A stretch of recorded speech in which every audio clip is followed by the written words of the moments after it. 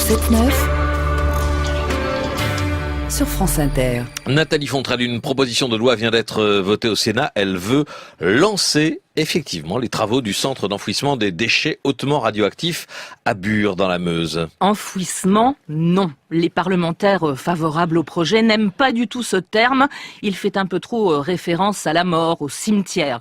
Ils lui préfèrent le terme de stockage en couche géologique profonde pour y enfermer les déchets les plus radioactifs. Compter des millions d'années pour que la radioactivité décroisse. Les études reconnaissent que la couche d'argile finira par laisser passer des radioéléments, mais suffisamment tard pour qu'ils ne soient plus nocifs pour l'environnement et les hommes qui vivront dans ce futur. Cette proposition de loi veut accélérer le processus de décision. Et elle a été votée au Sénat par tous les sénateurs, sauf 10. Les 10 élus écologistes s'y sont opposés. Maintenant, il faut attendre l'avis de l'Assemblée nationale. Alors pourquoi se précipiter ?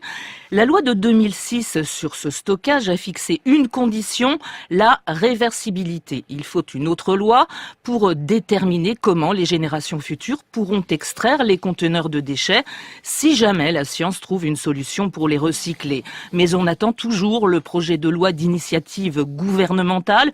C'est sa responsabilité d'organiser le débat sur une question aussi essentielle. Et visiblement, le gouvernement n'est pas pressé.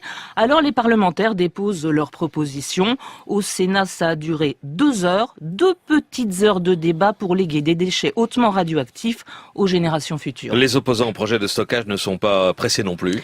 Quand on leur parle de réversibilité, ils éclatent de rire. Comment garantir que la roche dans laquelle on va stocker les déchets ne bougera pas et permettra l'ouverture des portes? Le débat est assez simple en fait. Les antinucléaires expliquent qu'il n'y a pas de solution pour les déchets, donc il faut arrêter l'atome. Les pronucléaires affirment le contraire. Il y aura le trou de Bure pour s'en débarrasser. Donc le nucléaire est toujours une énergie d'avenir. En tout cas, les opposants ont manifesté leur colère hier à Bure. Merci à vous, Nathalie. On